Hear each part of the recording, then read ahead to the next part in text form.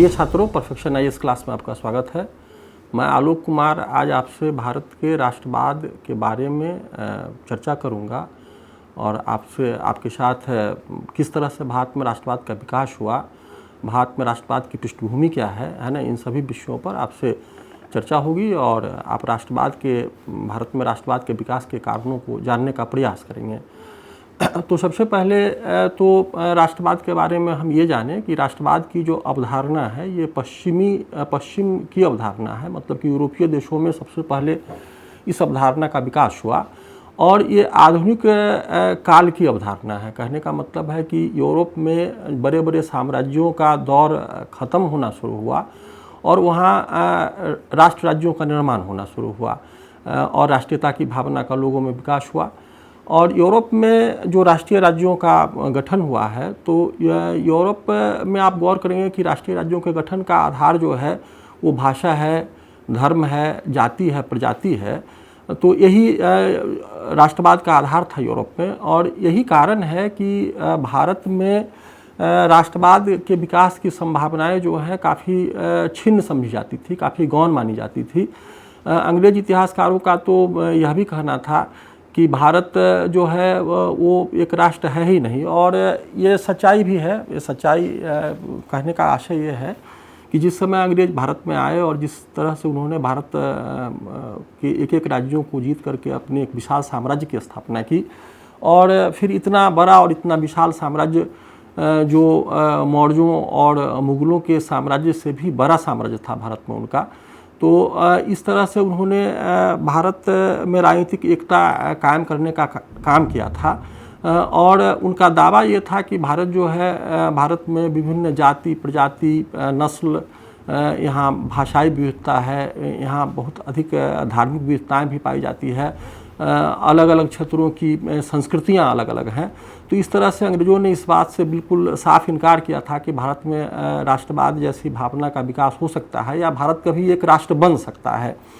यहाँ एक चीज़ गौर करने की है कि आपने देखा कि जहाँ तक अंग्रेजी इतिहासकारों का सवाल है, तो अंग्रेजी इतिहासकारों ने बिल्कुल 19वीं शताब्दी के प्रारंभ में तो बिल्कुल राष्ट्रीय भावना या राष्ट्रीय जागरण की संभावनाओं को बिल्कुल ही वो न्यून मानते थे। उनका कहना था, और कुछ अंग्रेजी इतिहासकारों ने ऐसा कहा भी है, जैसे सर जॉन स्ट्रेची ने कहा कि न यह कोई देश है और न कभी था। कहने का आशय यह है कि जॉन स्ट्रेची जो कैम्ब्रिज विश्वविद्यालय में छात्रों को संबोधित कर रहे थे, भारत के बारे में बता रहे थे, तो उनका कहना था कि भारत के बारे में जानने योग्य जो एक ज़रूरी बात है वो यह है कि भारत न एक है और न था।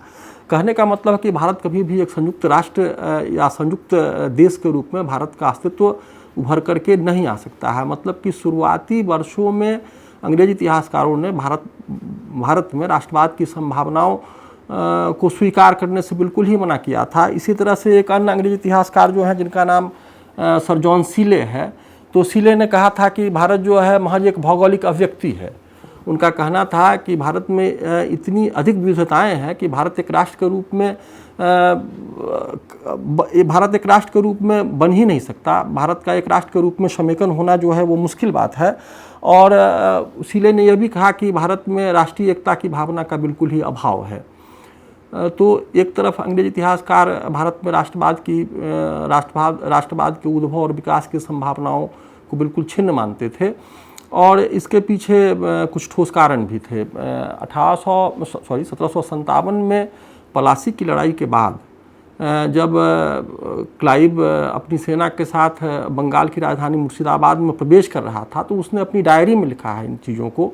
उसने कहा कि उस शहर की आबादी जो थी वो लगभग 1 लाख आबादी थी और मात्र 3200 सिपाहियों के साथ वो उस शहर पर कब्जा जमाने का प्रयास कर रहा था। कब्जा जमाने के लिए वो घुस रहा था और लोग जो थे मूक दर्शक बनकर के तमाशा देख रहे थे कि किस तरह से अंग्रेज जो हैं उनके शहर में प्रवेश कर रहे हैं।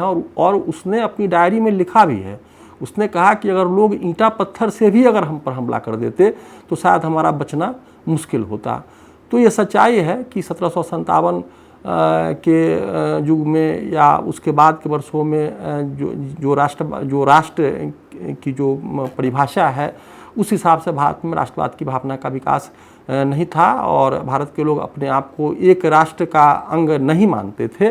उनकी जो अपनी अपनी क्षेत्रीय जो पहचान थी, उसी क्षेत्रीय पहचान पर उनका खासा जोर था और भारत का समाज जो था वो जातियों में और धर्मों में बटा हुआ समाज था, बहुधर्मी देश है ये। तो इस तरह से भारत में राष्ट्रवाद की संभावनाओं को अंग्रेजी इतिहासकारों ने काफ़ी छिन्न माना। लेकिन जब 19वीं और 19वीं शताब्दी के अंतिम दशक में और 20वीं शताब्दी के प्रारंभिक दशक में जब राष्ट्रवाद काफ़ी मजबूती के साथ उभर कर के सामने आया, तो अंग्रेज़ों ने यहाँ फिर ये कहना शुरू किया कि भारत की राष्ट्रवाद जो है वो अंग्रेज़ों की ही देन है। यहाँ अंग्रेज़ों की देन कहने का मतलब यह है कि उनका कहना था कि अंग्रेजी शासन प्रशासन के दौरान अंग्रेजी सरकार ने भारत में जिन संस्थाओं को स्थापित किया और उनके शासन के जो तौर तरीके थे, उससे भारत के लोगों में राष्ट्रवाद की भावना का विकास हुआ और इस तरह से अंग्रेजी शासन के परिणाम स्वरूप या प्रभाव स्वरूप और उसके प्रतिक्रिया स्वरूप भारत में राष्ट्रवाद की भावना का विकास हुआ। और इसको प्रेरक अनुक्रिया वाद विवाद का नाम भी दिया गया। कहने का आशय ये है कि भारत के लोगों में जो राष्ट्रवाद की भावना आई, तो उसके लिए प्रेरणा का काम जो था वो अंग्रेज ही कर रहे थे। और इस तरह से, और चूँकि अंग्रेजी सरकार के द्वारा जो नीतियाँ भारत में अपनाई गई और उसका परिणाम ये हुआ कि हमने उसके खिलाफ जो प्रतिक्रिया व्यक्त करनी शुरू की, तो इस तरह से भारत में राष्ट्रवाद का विकास संभव हो पाया। तो इस तरह से जो राष्ट्रवाद है भारत का, तो उसके बारे में आपने जाना कि किस तरह से भारत में राष्ट्रवाद का विकास होना शुरू हुआ। यहाँ एक चीज़ और भी गौर करने की है कि अंग्रेज़ जब आए इस देश में, तो अंग्रेज़ों ने पूरे भारत में भारतीय समाज के जो अलग अलग वर्ग के लोग थे, तो उन सभी वर्गों पर अंग्रेजी सरकार का नकारात्मक प्रभाव पड़ा। यह नकारात्मक प्रभाव कहने का मतलब था कि सबसे पहले शुरुआती वर्षों में आपने देखा कि किस तरह से जैसे ही अंग्रेज़ों ने बंगाल पर कब्जा किया, तो उन्होंने लगान की दरों को काफ़ी बढ़ा दिया, जिसका परिणाम हुआ कि किसान तबाह होने लगे और किसानों ने खेती करनी छोड़नी शुरू की। और फिर 1770 में आपने देखा कि किसानों ने संगठित होकर के अंग्रेज़ों के खिलाफ संघर्ष भी किया, जिसको सन्यासी विद्रोह का नाम दिया गया है। तो भारत के किसान, इसके अलावा भारत के आदिवासी समुदाय के लोग, इसके अलावा आप देख रहे हैं कि समाज के जो अन्य वर्ग हैं, मतलब कि जो परंपरागत जमींदार वर्ग के लोग हैं, भारत के जो राजे महाराजे हैं, उनके राजे जो थे अंग्रेजी सरकार के द्वारा हड़पे जा रहे थे। तो इस तरह से भारत का धीरे धीरे भारत के लोगों ने इस बात को समझना शुरू किया कि हम सबका एक साझा शत्रु है और वो शत्रु है अंग्रेज। जब तक अंग्रेज देश में शासन करता रहेगा, तब तक भारतीयों की स्थिति बेहतर नहीं हो सकती। और इस तरह से समाज के अलग अलग वर्ग के लोगों में, अलग अलग क्षेत्र के लोगों में, अलग अलग भाषाई लोगों में, अलग अलग धर्म के लोगों ने इस बात को समझ लिया कि जब तक अंग्रेजी शासन है, उनका स्वाभाविक विकास नहीं हो सकता है। वो अब एक गुलाम देश के नागरिक बन गए हैं और अंग्रेजी शासन की जो औपनिवेशिक नीतियाँ हैं, तो ये औपनिवेशिक नीतियों का असर जो था वो समाज के सभी वर्ग के लोगों पर पड़ रहा था और सभी वर्ग के लोग महसूस भी कर रहे थे इस बात को। तो इस तरह से भारत के लोगों में एक की भावना का, एक एकता की भावना का संचार होना शुरू हुआ और इस तरह से भारत में राष्ट्रवाद का विकास होना शुरू होता है। फिर यहाँ एक बात और भी गौर करनी है, एक बात पर ध्यान देना है कि भारत का जो राष्ट्रवाद है, तो आप देखेंगे बिल्कुल शुरुआती वर्षों से ही भारत का जो नवोदित जो मध्य वर्ग था, जो पढ़ा लिखा वर्ग था, तो वो किसानों के आंदोलन में रुचि रख रहा था। इसके अलावा आप देखें आदिवासियों के आंदोलन में उनकी रुचि थी। इसके अलावा वो शासन सुधार की मांग कर रहे थे और इस तरह से मध्य वर्ग, जो भारत का मध्य वर्ग था, यद्यपि उनके हित जो थे किसानों के हित से बिल्कुल अलग थे, लेकिन उन्होंने न सिर्फ अपने हितों की बात की, बल्कि उन्होंने समाज के अन्य वर्ग के लोगों की भी बात करनी शुरू की। तो इससे यह प्रकट होता है कि वो इस बात को समझ रहे थे कि वो भी हमारे ही समाज के अंग हैं, वो हमारे अपने लोग हैं और उनकी मांगों को मुखरता से उठाना जो है उनका कर्तव्य बनता है। चूँकि वो पढ़े लिखे लोग हैं, उनको अंग्रेजी सरकार के सामने अपनी शिकायतों को रखने का ढंग आता है। स्वाभाविक बात था कि गांव में रहने वाला व्यक्ति जो किसान था या आदिवासी समुदाय के लोग थे वो अपनी जायज़ मांगों को भी सरकार के सामने नहीं रख पाते थे। तो इस मध्यवर्ग ने है ना इनकी अगुवाई करनी शुरू की और इस तरह से भारत में धीरे धीरे राष्ट्रवाद की भावना का विकास होना शुरू हुआ। 1857 के विद्रोह को भी आपने देखा कि सिपाहियों ने इस विद्रोह को शुरू किया था और उत्तर भारत के एक बड़े इलाके में जिसमें बिहार का इलाका है, उत्तर प्रदेश का इलाका शामिल था, मध्य प्रदेश के कुछ क्षेत्र भी काफ़ी प्रभावित हुए थे इससे, राजस्थान का कुछ इलाका था, एक बड़े इलाके में अंग्रेजी सरकार के खिलाफ भारत के लोगों ने बगावत की थी। यद्यपि इस विद्रोह को शुरू तो सिपाहियों के द्वारा किया गया था, लेकिन बाद में आप देखेंगे कि इस विद्रोह में जन भागीदारी जो है वो काफ़ी अधिक रही है और फिर अंग्रेजी शासन का जो अत्याचार था वो आम नागरिकों को भोगना भी पड़ा है। लेकिन एक चीज़ यहाँ गौर करने की है कि आपने देखा कि इसी विद्रोह के दौरान पूरा का पूरा दक्षिण भारत शांत था। सिखों ने तो अंग्रेज़ों को विद्रोह को दबाने में मदद दी थी, सिखों ने और गुरखों ने।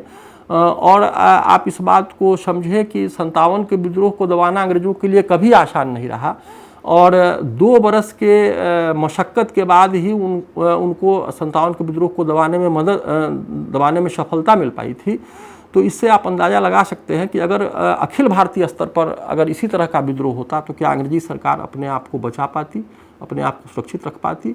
तो निश्चित तौर पर भारत में राष्ट्रवाद की भावना का विकास जो है वो 19वीं शताब्दी के उत्तरार्ध में और फिर 20वीं शताब्दी के प्रारंभिक वर्षों में काफ़ी तेज़ी से हुआ। फिर यहाँ एक चीज़ और भी गौर करने की है कि अंग्रेज़ों का ये दावा है कि ये भारतीय राष्ट्रवाद जो है अंग्रेज़ों की देन है, तो यहाँ एक विरोधाभास भी है। क्या वाकई अंग्रेज़ों ने भारत में राष्ट्रवाद को बढ़ावा दिया? अगर इस बात को सही माना जाए तो इसका मतलब तो यही निकलता है कि अंग्रेज़ों ने ही भारतीयों में राष्ट्रवाद की भावना को विकसित करने का काम किया, चूँकि वो जानते और उनको इस बात का इल्म भी था कि जैसे ही लोगों में राष्ट्रवाद की भावना का विकास हो जाएगा तो लोग जो हैं राजनीतिक संस्थाओं का निर्माण करेंगे, लोग अपने हक और अधिकारों के लिए लड़ना शुरू करेंगे और अंततः आज़ादी की मांग करेंगे।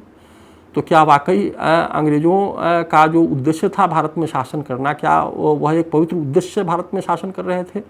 अंग्रेज़ों ने अगर भारत में राजनीतिक एकता की स्थापना की, प्रशासनिक एकता को स्थापित किया, भारत का आर्थिक एकीकरण किया, भारत में संचार के साधनों का विकास किया, भारत में अंग्रेजी शिक्षा की शुरुआत की, भारत में पत्र पत्रिकाओं का जो दौर है वो अंग्रेज़ों को शुरू करने का श्रेय दिया जाता है। तो क्या इस सब के पीछे अंग्रेज़ जो थे वो ऐसा करके क्या भारत में राष्ट्रवाद की भावना को विकसित करके अपने ही खिलाफ भारतीयों को खड़ा करना चाहते थे? ऐसा कतई नहीं है इस बात। हाँ, ये अलग बात है कि अंग्रेज़ों ने चूँकि ये सारी व्यवस्थाएं जो थी ये अंग्रेज़ों की ज़रूरत थी। अगर अंग्रेज भारत का राजनीतिक एकीकरण नहीं करते, यहाँ एक जैसी प्रशासनिक व्यवस्था की स्थापना नहीं करते, जो आर्थिक एकीकरण का सवाल है, तो आपने देखा कि भारत में अंग्रेज़ों ने 3 तरह के लगान वसूलने की प्रणाली को जन्म दिया था और इन तीनों ही प्रणालियों की एक खूबी यह थी कि इन तीनों ही प्रणालियों में किसानों का ज़बरदस्त शोषण हुआ। जो वास्तविक उपज होती थी और जो लगान का दर तय होता था उसमें काफ़ी असमानता होती थी। तो इस तरह से आर्थिक एकीकरण करने का काम किया। इसके पीछे उनका अपना हित था, उनके अपने साम्राज्यिक हित थे और अपने साम्राज्यिक हितों को पूरा करने के लिए ही अंग्रेज़ों ने इस तरह की संस्थाओं को जन्म दिया। एक बात और भी गौर करने की है यहाँ कि कई बार लोग ऐसा कहते हैं कि अंग्रेजी सरकार जो थी वो काफ़ी अच्छी सरकार कहने का मतलब है यहाँ कि अंग्रेज़ों ने भारत में रेल का विकास किया, अंग्रेज़ों ने भारत में जो कई आधुनिकताएं हैं उसको लाने का श्रेय अंग्रेज़ों को जाता है, अंग्रेज़ों ने भारत में डाक की व्यवस्था की स्थापना की। तो इन सब के पीछे उनका अपना निहित स्वार्थ था, है ना। और वो बिल्कुल ऐसा नहीं है कि वो भारत में राष्ट्रवाद का विकास करना चाहते थे। तो इस तरह आप समझें कि भारत में राष्ट्रवाद के विकास के क्या कुछ मुख्य कारण हैं। पहला कारण जो आप देखें इसमें पहला कारण जो है यह है भारतीय एवं उपनिवेशी हितों में विरोधाभास। ये भारतीय एवं उपनिवेशी हितों में विरोधाभास का मतलब क्या है कि अंग्रेजी सरकार के द्वारा जिस औपनिवेशिक व्यवस्था को भारत पर थोपा गया था तो उसका मुख्य लक्ष्य क्या था, है ना, उपनिवेशों की स्थापना यूरोपीय देशों के द्वारा शोषण के लिए ही की गई थी। और चूँकि आप देख रहे थे कि इंग्लैंड में जो व्यवस्था थी, इंग्लैंड में औद्योगिक क्रांति हुई और उसके बाद इंग्लैंड को दो तरह की चीज़ों की ज़रूरत थी। पहला तो उनको कच्चा माल चाहिए था, दूसरा उनको बड़ा बाज़ार भी चाहिए था, और भारत जो था इन दोनों ही उद्देश्यों को पूरा कर सकता था। तो इसका परिणाम हुआ कि आप गौर करें, जैसे ही भारत में जैसे ही अंग्रेज़ों की शासन व्यवस्था की स्थापना हुई तो भारतीयों के हित और अंग्रेज़ों के हित जो थे वो परस्पर विरोधी थे। और स्वाभाविक बात है कि चूँकि अंग्रेज शासक थे तो उनके हित ही हम पर हावी होते, हम पर थोप दिए जाते, और इसका परिणाम ये हुआ कि भारत की जो अर्थव्यवस्था थी वो बिल्कुल अंग्रेज़ों के नियंत्रण में चली गई। भारत की अर्थव्यवस्था के अंग्रेज़ों के नियंत्रण में जाने का मतलब ये था कि आप देखें कि एक तरफ तो लगान की दरों को बढ़ा दिया गया, दूसरी ओर आपने देखा कि जो भारत की कारीगरी थी जिसकी पूरी दुनिया में ख्याति थी, तो वो उस कारीगरी को धीरे धीरे जानबूझ करके समाप्त किया गया। और फिर आपने देखा कि भारत के जो जमींदार वर्ग के लोग थे, जो पुराने राजे रजवाड़े थे, तो उसको जिस तरह से डी-एस्टैब्लिश किया इन्होंने, तो यहाँ आप गौर करेंगे कि भारतीयों के हित और अंग्रेज़ों के हित जो थे वो बिल्कुल परस्पर विरोधी थे। दोनों के हितों में टकराव था, और ये भारत में राष्ट्रवाद के विकास का एक प्रमुख कारण था। चूँकि समाज के सभी वर्ग के लोगों ने इस बात को समझ लिया था, चाहे वो किसान हो, मजदूर हो, कारीगर हो, दस्तकार हो, बुद्धिजीवी वर्ग के लोग हों, राज दरबारों में संरक्षण पाने वाले लोग हों, जमींदार हों, व्यापारी वर्ग के लोग हों, तो इन सभी वर्ग के लोगों ने समझ लिया था कि उनका हित और अंग्रेजी सरकार का हित जो है वो अलग अलग है और परस्पर विरोधी भी है। और ऐसी परिस्थिति में भारत में राष्ट्रवाद की भावना का उदय होना शुरू हुआ। चूँकि लोगों ने इस बात को महसूस किया कि जब तक वो आज़ाद नहीं होंगे तब तक जो उनका विकास होना चाहिए वो विकास नहीं हो पाएगा। तो ये राष्ट्रवाद के विकास का एक प्रमुख कारण माना जाता है। इसके अलावा जो दूसरे कारण है उसमें आपने देखा कि देश का राजनीतिक, प्रशासनिक एवं आर्थिक एकीकरण। तो अंग्रेज़ों को इस बात का श्रेय दिया जाना चाहिए कि उन्होंने भारत का राजनीतिक एकीकरण करने का काम किया। चूँकि 1707 में औरंगजेब की मृत्यु के बाद भारत की जो राजनीतिक एकता थी वो कमज़ोर पड़ने लगी थी, टूटने लगी थी, और भारत में क्षेत्रीय राज्यों का उदय होना शुरू हो गया था। और अंग्रेज़ों ने जब अंग्रेज़ आए भारत में तो अंग्रेज़ों ने धीरे धीरे भारत की राजनीति को समझा। और चूँकि जब तक मुग़ल शासक मजबूत बने रहे तब तक अंग्रेज़ों ने अपने को एक हद में ही रखा, लेकिन जैसे ही औरंगजेब की मृत्यु हो गई और अयोग्य उत्तराधिकारियों का शासनकाल शुरू हुआ तो अंग्रेज़ों को भी मौका मिला, और अंग्रेज़ों ने एक एक करके भारत के सभी राज्यों को अपने नियंत्रण में लिया, और 100 वर्षों के भीतर पूरा भारत जो था अंग्रेजी साम्राज्य के अंतर्गत आ गया। तो भारत में राजनीतिक एकता स्थापित करने का श्रेय अंग्रेज़ों को दिया जाना चाहिए। इसके अलावा अंग्रेज़ों ने भारत का प्रशासनिक एकीकरण करने का काम किया।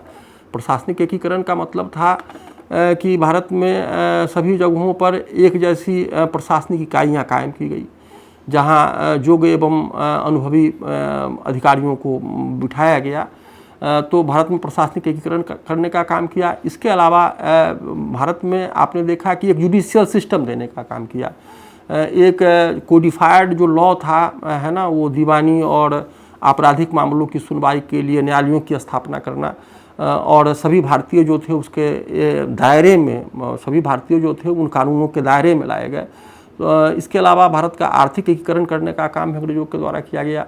आपने देखा कि भारत में अलग अलग हिस्सों में अंग्रेज़ों ने अपने सुविधा के हिसाब से, और फिर अंग्रेज़ों ने पुरानी गलतियों को सुधारते हुए अस्थाई बंदोबस्त, रैयतवाड़ी और महलवाड़ी बंदोबस्त की व्यवस्था की। और एक चीज़ जो है ये इन तीनों ही व्यवस्थाओं में वो आपको समान दिखेगी कि हर जगह लगान की दरें जो थी वो काफ़ी अधिक थी। तो इस तरह से ये भारत का राजनीतिक एकीकरण, भारत का प्रशासनिक एकीकरण और आर्थिक एकीकरण करने का श्रेय जो है अंग्रेज़ों को दिया जाना चाहिए। इसके अलावा अंग्रेज़ों ने भारत में यातायात और संचार की व्यवस्थाओं में भी काफ़ी क्रांतिकारी बदलाव लाए हैं। सड़कों का बड़े पैमाने पर निर्माण किया गया, और महानगरों को शहरों को गाँवों से जोड़ने का प्रयास किया गया। स्वाभाविक बात था कि सड़कों के निर्माण होने से व्यापार वाणिज्य को बढ़ावा मिला, और लोगों का आपसी संपर्क जो था वो भी अब संभव हो पा रहा था। इसके अलावा भारत को एकता के सूत्र में बांधने का काम जो है वो रेलवे के द्वारा किया गया। जब डलहौजी के शासनकाल में 1853 में भारत में रेलवे की नींव पड़ी और पहली जो रेलगाड़ी थी बम्बई और थाने के बीच चलाई गई थी और बड़ी ही शीघ्रता से भारत में रेलवे का विकास हुआ और 1900 ईस्वी तक आते आते भारत में 25,000 किलोमीटर रेल लाइनें जो थी वो बिछा दी गई थी। तो रेलवे का विकास, इसके अलावा डाक व्यवस्था को लागू करना, और आप जानिए कि अब तो वो डाक विभाग का जो है महत्व आज भी है यद्यपि, लेकिन आज व्यक्तिगत संचार के लिए शायद ही कोई व्यक्ति है जो चिट्ठी लिखता हो, खत लिखता हो या फिर इस तरह की व्यवस्था अब नहीं है। लोगों में ये प्रचलन धीरे धीरे कम हो रहा है, लेकिन उस ज़माने में 2 पैसे का टिकट अगर आप किसी इन्वेलप पर साट देते तो पूरे देश में कहीं भी उसको पहुंचाया जाता और पूरे भारत में एक डाक व्यवस्था की स्थापना की गई। तो एक बेहतर यातायात और संचार व्यवस्था को कायम करने का श्रेय अंग्रेजों को दिया जाना चाहिए। यद्यपि इनके पीछे इनके अपने आर्थिक हित थे, अपने सामरिक हित थे, लेकिन इससे हम भारतीयों को भी ये फ़ायदा हुआ कि हमने आपस में मिलना जुलना शुरू किया और एक दूसरे को जानने समझने का हमको मौका मिला। अगर सड़कों का निर्माण नहीं होता, अगर रेल लाइनें नहीं बिछाई जाती, रेलवे का परिचालन नहीं होता, डाक तार की बेहतर व्यवस्था नहीं होती, तो शायद भारत के लोगों को भारत में राष्ट्रवाद के विकास में बाधाएं आ सकती थी। इसके अलावा जो तीसरा जो महत्वपूर्ण कारण है वो है पाश्चात्य चिंतन तथा शिक्षा। यहाँ पाश्चात्य चिंतन का मतलब है जो पश्चिमी विचार हैं, मतलब जो यूरोपीय विचार हैं। आपने देखा है कि यूरोप में आधुनिक काल की शुरुआत जो है वो भारत जैसे देशों से काफ़ी पहले हुई है। और जो पाश्चात्य चिंतन है, पाश्चात्य चिंतन का मतलब है कि जो विचारधाराएं हैं, जो मानवतावाद की विचारधाराएं हैं, पुनर्जागरण काल में जिन ज्ञान विज्ञान की चीज़ों के बारे में लोगों का ध्यान आकर्षित किया गया, उसमें मानवतावाद सबसे बड़ी विचारधारा है। इसके अलावा आपने देखा कि प्रजातंत्र का कंसेप्ट जो है, समानता, स्वतंत्रता, व्यक्तिगत जो निजता है उसका जो अधिकार है, तो इन चीज़ों पर यूरोप में काफ़ी जोर दिया जा रहा था और यूरोप का समाज जो था इन चीज़ों को, इन विचारधाराओं को अपना रहा था और एक बेहतर जीवन जीने का प्रयास कर रहा था। तो स्वाभाविक बात है कि भारत में अंग्रेजी शिक्षा की शुरुआत जो है वो अंग्रेज़ों के द्वारा की गई है और इसके पीछे अंग्रेज़ों का इरादा ये था कि कुछ चंद भारतीयों को अंग्रेजी भाषा में शिक्षित किया जाए, जिससे कि शासन प्रशासन के कार्यों में उनको लगाया जा सके और प्रशासनिक खर्च को कम रखा जा सके। यही इरादा था। पूरे देश के लोगों को शिक्षित करना कभी अंग्रेजी सरकार का उद्देश्य ही नहीं था, लेकिन ये अंग्रेजी शिक्षा की शुरुआत होने से फ़ायदा हुआ, हम भारतीयों को काफ़ी फ़ायदा हुआ। एक तो सबसे बड़ी बात तो ये थी कि अंग्रेजी जो थी एक संपर्क भाषा का काम करती थी। जहाँ कहीं भी पूरे देश में, चाहे वो चेन्नई के लोग हों या बम्बई के लोग हों या दिल्ली के लोग हों या कलकत्ता के लोग हों या अलग अलग शहरों में रहने वाले लोग हों, तो उनके बीच ये जो अंग्रेजी भाषा है एक संपर्क भाषा का काम करती थी और इसने भारत के लोगों को जोड़ने का काम किया। अब कोई उत्तर भारतीय जो था अपनी भावनाओं को, अपने विचारों को बड़ी ही आसानी से अंग्रेजी के माध्यम से दक्षिण के अपने साथियों के साथ शेयर कर सकता था। अब कोई परेशानी नहीं थी, तो एक संपर्क भाषा का फ़ायदा हम लोगों को हुआ। इसके अलावा पश्चिमी शिक्षा प्राप्त करने से हमने पश्चिम के विचारों को जाना और पश्चिम के विचार जो थे वो भारतीयों को काफ़ी प्रभावित कर रहे थे और भारतीयों को लगता था कि अगर उनके यहाँ अगर आज़ादी हो तो वो पश्चिमी संस्थाओं को, पश्चिमी विचारों को अपनाएं और अपने बेहतर और अपने लिए भी बेहतर जीवन का, बेहतर समाज का निर्माण कर सकते हैं। तो और फिर पाश्चात्य चिंतन का एक फ़ायदा हुआ कि जो उस ज़माने के जो महान विद्वान थे, रूसो हैं, वोल्टेयर हैं, बेंथम हैं, स्पेंसर हैं, तो इनके विचारों से भारतीयों को अवगत होने का मौका मिला।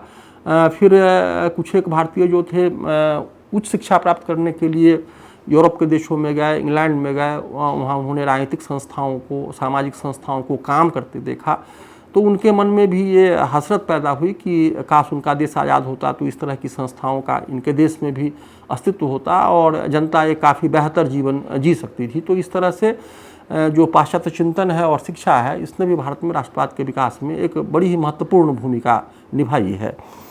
इसके अलावा आप देखें कि प्रेस एवं साहित्य का विकास, तो प्रेस एवं साहित्य के विकास का मतलब है कि भारत में छापाखाना का प्रचलन जो है वो यूरोपियों के द्वारा शुरू किया गया।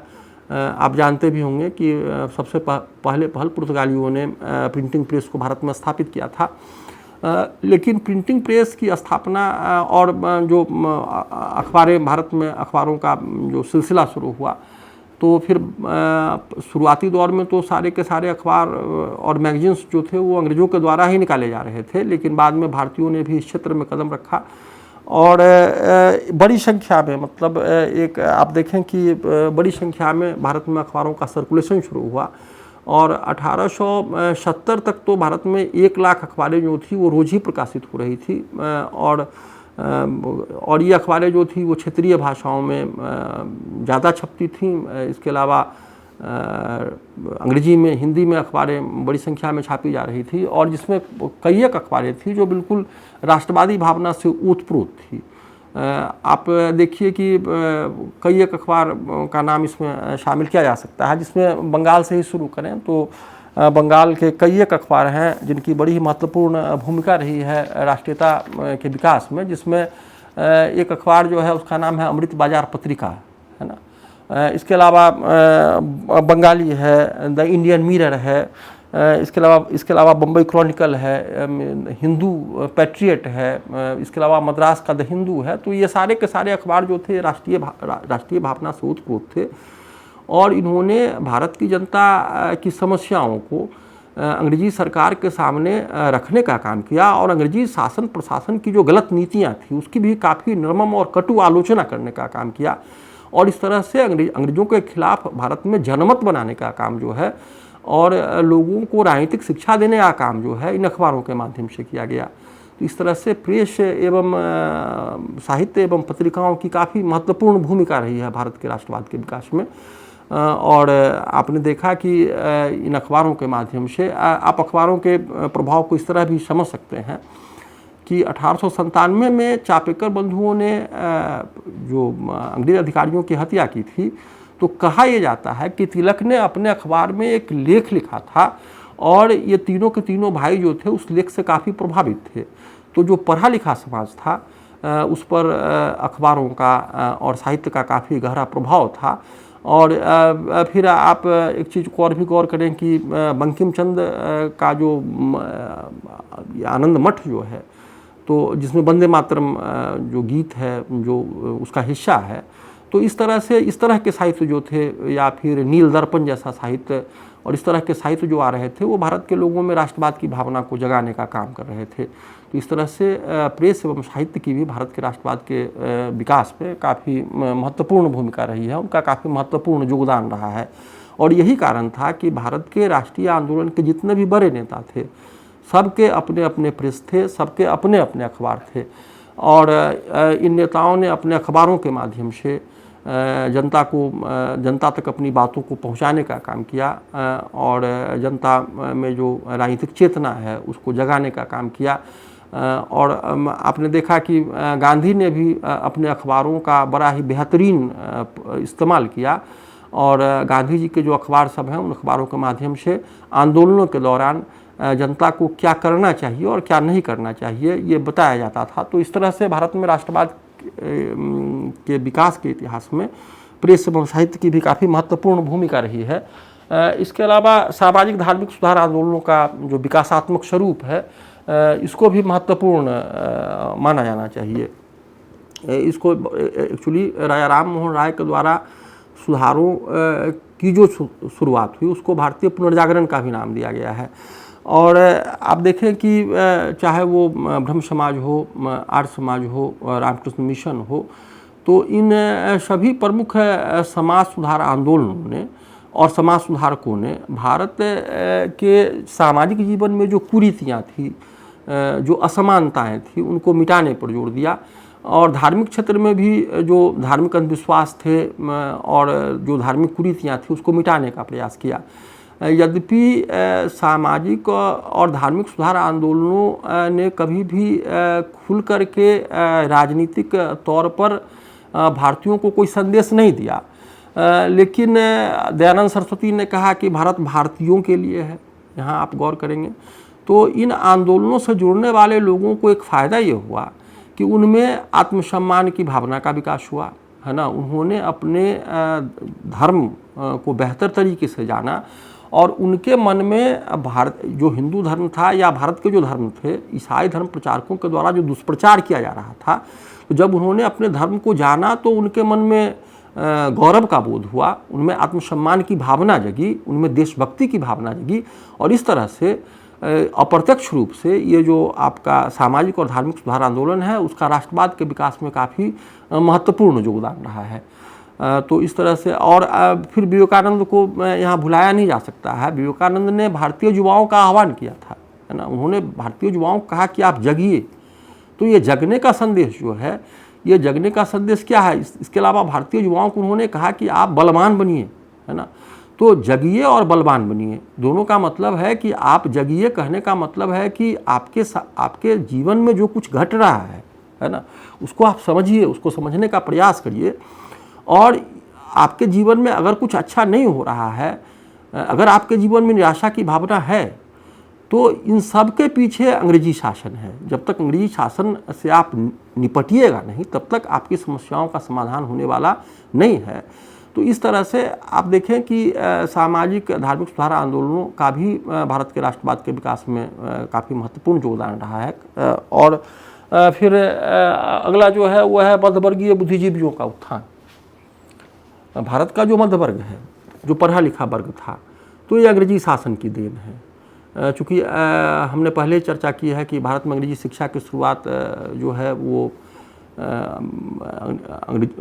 बेंटिक के ज़माने में हुई। अंग्रेज़ों के द्वारा भारत में अंग्रेजी शिक्षा को शुरू किया गया और इसका फ़ायदा ये हुआ कि भारत में एक मध्य वर्ग का विकास हुआ। मध्य वर्ग के कहने का मतलब है पेशेवर वर्ग के लोग, जिसमें आप वकील को शामिल करें, डॉक्टर को शामिल करें और जितने भी तरह के पेशेवर लोग हैं, है ना, जो प्राथमिक क्रियाओं में जुड़े हुए नहीं हैं, है ना, जिनका प्राथमिक क्रियाओं से कोई जुड़ाव नहीं है और जो शारीरिक श्रम नहीं करते हैं, जो है ना अपनी बुद्धि से, अपने विवेक से, अपने ज्ञान से, है ना, अपनी जीविका को प्राप्त करते हैं, वैसे लोगों को बुद्धिजीवी वर्ग का नाम दिया गया है। तो भारत का जो मध्य वर्ग है उसका विकास अंग्रेजी शासनकाल में हुआ और ये मध्य वर्ग जो है ये पढ़ा लिखा वर्ग है, ये पाश्चात्य विचारों से अवगत है, परिचित है। इसमें से काफ़ी लोग हैं जिन्होंने विदेशों की यात्रा की है, जिन्होंने देश दुनिया को देखा है और ये अखिल भारतीय वर्ग भी है। यहाँ अखिल भारतीय वर्ग कहने का मतलब है कि अंग्रेजी पढ़ा लिखा वैसा समुदाय जो सरकारी कार्यालयों में क्लर्क की नौकरी कर रहा था या छोटे मोटे प्रशासनिक पदों पर विराजमान था, तो ये अखिल भारतीय वर्ग है, मतलब कि पूरे देश में, है ना। ये वर्ग जो था वो था, यद्यपि ये छोटा वर्ग था, लेकिन ये वर्ग जो था ये हर जगह मौजूद था। और आपने देखा है कि इसी मध्य वर्ग ने भारत के राष्ट्रीय आंदोलन को नेतृत्व भी प्रदान किया है, आंदोलन के प्रत्येक स्तर पर, है ना। 1885 में भारतीय राष्ट्रीय कांग्रेस की स्थापना हुई। भारतीय राष्ट्रीय कांग्रेस के संस्थापकों को अगर आप देखें या उनके शुरुआती प्रतिनिधियों को देखें जिन्होंने कांग्रेस में शिरकत की थी, तो वो सब मध्य वर्ग से आते थे। वो सब पत्रकारिता पेशे के लोग थे, शिक्षक पेशे के लोग थे या फिर वकालत पेशे के लोग थे और उन्हीं की बहुतायत थी। तो इस तरह से भारत का राष्ट्रीय आंदोलन जो है उसका नेतृत्व भी मध्य वर्ग ने ही किया है।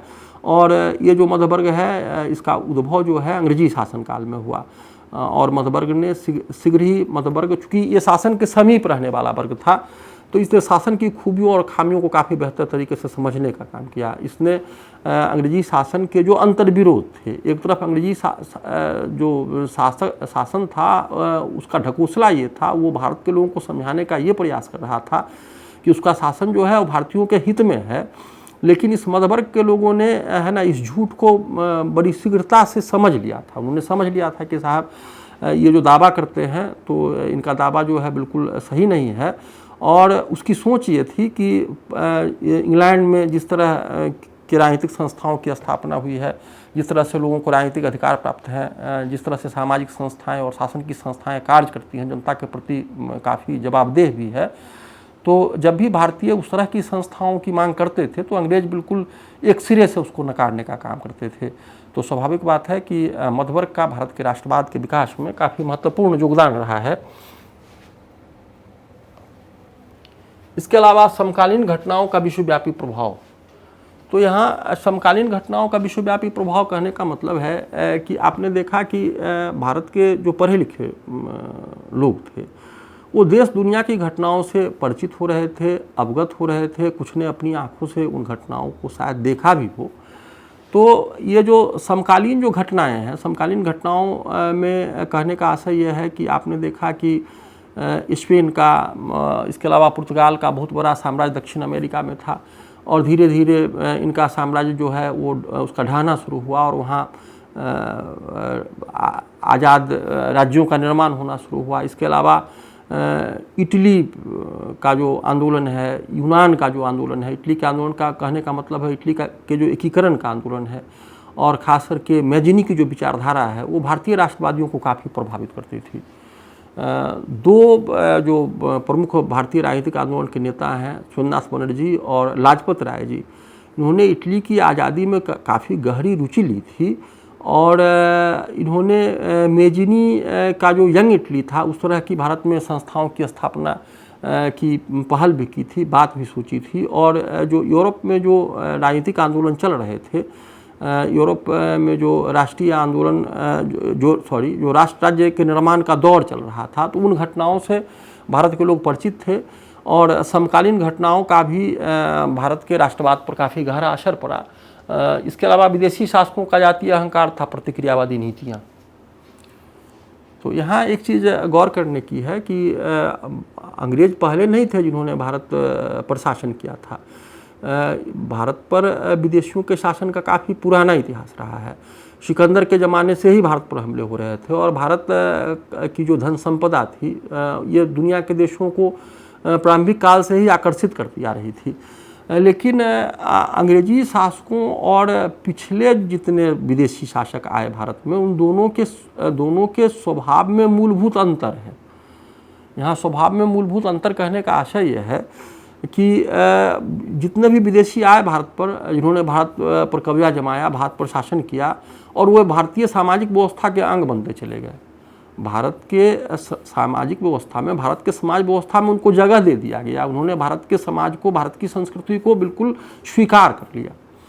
लेकिन अंग्रेज़ों ने भारतीयों से हमेशा दूरियां बनाए रखने का काम किया, है ना। और ख़ास करके 1857 के विद्रोह के बाद तो ये दूरी और भी बढ़ती चली गई। अंग्रेज कभी भारतीयों को सम्मानजनक निगाह से नहीं देखते थे और पढ़ा से पढ़ा भारतीय, योग्य से योग्य व्यक्ति भी, है ना, अंग्रेज़ों के बराबर का नहीं माना जाता था। और इंग्लैंड की एक पत्रिका थी पंच, तो उसमें भारतीयों को जिस तरह से दिखाया जाता था वो काफ़ी आपत्तिजनक था। उसमें भारतीयों को मानव समझा ही नहीं जाता था, इनको तो अर्धमानव और गोरिल्ला जैसा समझाया जाता था। मतलब कि इन पर जो शासन करने की बात थी तो उस पर पाशविकता पर जोर था। मतलब कि जिस तरह से जानवरों को जिस तरह से कंट्रोल किया जाता है उस तरह से कंट्रोल करने की बात थी। तो ये सारी, फिर इसके अलावा dogs and Indians are not allowed. आप क्लबों में, बड़े रेस्टोरेंट में, बड़े बड़े होटलों में भारतीयों का प्रवेश निषिद्ध था, भारतीयों को उसमें प्रवेश करने नहीं दिया जाता था। तो ये सारी चीज़ें जो थी वो काफ़ी अपमानजनक थी और इससे पढ़ा लिखा भारतीय काफ़ी अपने आप को आहत महसूस करता था। यद्यपि उसकी योग्यता और क्षमता अपने अंग्रेज साथी से कहीं अधिक थी, लेकिन चूँकि वो भारतीय था, चूँकि उसके चमड़ी का रंग काला था, इसलिए उसको वो मान सम्मान और उस पद प्रतिष्ठा का वो हकदार नहीं माना जाता था। तो ये सारी चीज़ें जो थी ये लोगों में राष्ट्रवाद की भावना को भरने का काम कर रही थी और लोग इस तरह की व्यवस्था से छुटकारा पाना चाहते थे। आपने देखा है कि दक्षिण अफ्रीका के अपने आंदोलनों के दौरान गांधी को भी कई बार इस तरह के अपमानजनक व्यवहारों का सामना करना पड़ा है, जबकि गांधी जो थे वो लंदन के पढ़े बैरिस्टर थे और वो आम लोग नहीं थे, वो निरक्षर भारतीय नहीं थे। तो इनका, अंग्रेज़ों का नज़रिया जो था हम भारतीयों के प्रति बेहतर नहीं था। इसके अलावा आप देखें कि कई कई घटनाओं का भी काफ़ी प्रभाव रहा है भारत के राष्ट्रवाद के विकास में, खास करके लॉर्ड लीटन के शासनकाल में। लॉर्ड लीटन के शासनकाल में आपने देखा कि पहली जो कार्रवाई हुई वो कार्रवाई ये थी कि भारत ICS की परीक्षा में शामिल होने की उम्र को 21 वर्ष से घटा करके 19 वर्ष कर दिया गया, जिसका पढ़े लिखे भारतीय लोगों ने काफ़ी विरोध किया। एक तो 21 वर्ष की आयु में ही, चूँकि परीक्षाओं का आयोजन इंग्लैंड में होता था, तो 21 वर्ष की उम्र में ही परीक्षा में शामिल होना आसान नहीं था भारतीयों के लिए, और उसकी उम्र को घटा देने के पीछे अंग्रेजों का उद्देश्य था कि प्रति वर्ष 2-4 भारतीय जो ICS की परीक्षा में सफल हो जाते थे उसको वो रोक देना चाहते थे, क्योंकि उनकी सोच ये थी कि भारतीय जो हैं इतनी उच्च परीक्षाओं में सफलता के हकदार हैं ही नहीं। उनकी सोच ऐसी ही सोच थी। और आपने देखा है कि सुरेंद्रनाथ बनर्जी के साथ किस तरह का बर्ताव किया गया, सुभाष चंद्र बोस के साथ किस तरह का बर्ताव हुआ। तो मतलब कि अगर भारतीय सफल हो भी जाते थे तब भी उनको सही तरीके से काम करने का मौका नहीं दिया जाता था, और हमेशा उनकी प्रतिभा पर, है ना, शंका की निगाह से देखा गया, जो भारतीयों के लिए काफ़ी अपमानजनक था। इसके अलावा वर्नाकुलर प्रेस एक्ट, जो लॉर्ड लीटन का काफ़ी विवादास्पद कार्य माना जाता है। एक्चुअली आपने देखा कि एक तरफ लॉर्ड लीटन साहब जो हैं वो दिल्ली दरबार का आयोजन करते हैं, और दिल्ली दरबार का आयोजन जो है, जबकि पूरा 1/3 भारत जो था वो भयानक अकाल की चपेट में था, और दिल्ली दरबार का आयोजन करके एक बड़े समारोह का आयोजन होता है जिसमें करोड़ों रुपया जो है वो नाच गाने, खाने पीने और मौज मस्ती में बहा दिया जाता है। दूसरी ओर भारत के लोग जो हैं वो एक एक दाने अन्न के लिए तड़प रहे हैं, और सरकार के द्वारा उनके राहत और बचाव के लिए कोई कार्य नहीं किया गया। तो इससे भारतीयों ने इस बात को समझ लिया कि अंग्रेजी सरकार जो है बिल्कुल हृदयहीन सरकार है, और शासक का जो दायित्व होता है उसके निर्वहन में बिल्कुल असफल सरकार है, और ये कल्याणकारी सरकार नहीं है। इसके अलावा वर्नाकुलर प्रेस एक्ट जो है, इसके द्वारा भारतीय समाचार पत्रों की आज़ादी को छीनने का प्रयास किया गया। चूँकि भारतीय समाचार पत्रों का स्वर जो था लीटन के प्रति काफ़ी तीखा था, तो इसमें भारतीय जो अखबारें थी उनकी आज़ादी को प्रतिबंधित करने का प्रयास किया गया, और इसका भारत की जनता ने विरोध किया। भारत की जनता ने समझा कि साहब ये जानबूझ करके इस तरह की नीतियां अपना रहे हैं जिससे कि भारत में राष्ट्रवाद की भावनाओं का विकास ना हो पाए। इसके अलावा शस्त्र अधिनियम और इल्बर्ट बिल विवाद, ये दो भी बड़े इम्पॉर्टेंट हैं अपने तरह से। शस्त्र जो बिल है, शस्त्र जो अधिनियम है, उसमें था कि भारतीयों को फायर आर्म रखने की आज़ादी नहीं थी, जबकि अंग्रेज़ों को इसी बात की आज़ादी थी। अंग्रेज़ों को इस बात के लिए कोई लाइसेंस नहीं लेना था, और भारतीयों को लाइसेंस दिया ही नहीं जाता। तो ये जो लाइसेंस एक्ट है ना, वो फायर आर्म जो एक्ट लाया गया, इसके पीछे भी असमानता की भावना है। अंग्रेज़ों को तो ये फायर आर्म से लैस कर देना चाहते हैं, लेकिन भारतीयों को उसी हथियार से वंचित रखना चाहते हैं। तो इससे भी भारत में राष्ट्रवाद की भावना का विकास हुआ। इसके अलावा इल्बर्ट बिल विवाद है ना, ये विवाद जो है वो भारत में राष्ट्रवाद के विकास में काफ़ी महत्वपूर्ण भूमिका का निर्वहन करता है। रिपन के शासनकाल में रिपन का एक प्रयास ये है, भारतीयों की मांग भी थी कि भारतीय न्यायाधीशों को भी, भारतीय मजिस्ट्रेटों को भी अंग्रेज़ों के मुकदमे को सुनने का अधिकार दिया जाए। अब तक किसी भी भारतीय जज को ये अधिकार नहीं था कि वो किसी अंग्रेज़ के मुकदमे की सुनवाई कर सके। भारतीयों को, है ना, चूँकि भारतीयों की न्यायप्रियता पर अंग्रेज़ों को बिल्कुल ही भरोसा नहीं था। उनका कहना था कि अगर किसी मामले में एक पक्ष अंग्रेज हों और दूसरे पक्ष भारतीय हों, तो भारतीय जो हैं उनके साथ भेदभाव का बर्ताव करेंगे। लेकिन और रिपन ने इसी भेदभाव को दूर करने के लिए रिपन ने भारतीय मजिस्ट्रेटों को भी अंग्रेजी मामलों की सुनवाई का अधिकार देने के लिए इल्बर्ट को, CP इल्बर्ट जो विधि सदस्य थे, उनको एक बिल लाने का आदेश दिया, और इसी क्रम में ये बिल लाया गया। लेकिन भारत में रहने वाले अंग्रेज़ों ने और जितने भी यूरोपीय समुदाय के लोग थे, उन्होंने इस बिल का ज़बरदस्त तरीके से विरोध किया, और अंततः सरकार को बिल को वापस लेना पड़ा। तो और ये जो घटना है इसको श्वेत म्यूटिनी भी कहा गया है, व्हाइट म्यूटिनी का नाम दिया गया, श्वेत विद्रोह का नाम दिया गया। तो ये सारी घटनाएं जो हैं ये भारतीयों को आँख खोल देने वाली थी, और इन घटनाओं का प्रतिफल इस तरह से आप देख सकते हैं कि आपने देखा कि 1883 में इल्बर्ट बिल विवाद और 1885 में भारतीय राष्ट्रीय कांग्रेस की स्थापना होती है। तो जो भारत में राष्ट्रवाद के उदय के जो कारण हैं उसकी हमने चर्चा की। हमने ये भी बताया कि किस तरह से अंग्रेज़ों ने शुरू में तो भारत में राष्ट्रवाद के उदय की संभावनाओं को ही बिल्कुल इनकार किया था और भारत को एक भौगोलिक अभिव्यक्ति और न कभी देश था न है वगैरह कहा था। और फिर बाद के दौर में जब भारत में राष्ट्रवाद का विकास हुआ तो अंग्रेज़ों ने इसका सारा श्रेय लेने का प्रयास किया। लेकिन सच्चाई है कि भारत में जो राष्ट्रवाद का विकास हुआ है वो अंग्रेजी शासन के प्रभाव और फिर उसके प्रतिक्रिया स्वरूप हुआ। अगर इसको संक्षेप में समझें तो अंग्रेजी शासन के द्वारा जिस तरह की व्यवस्थाएं की गई भारत में और उन व्यवस्थाओं से जो रिएक्शन हुआ भारतीयों में, इसी से भारत में राष्ट्रवाद की भावना का विकास हुआ। धन्यवाद।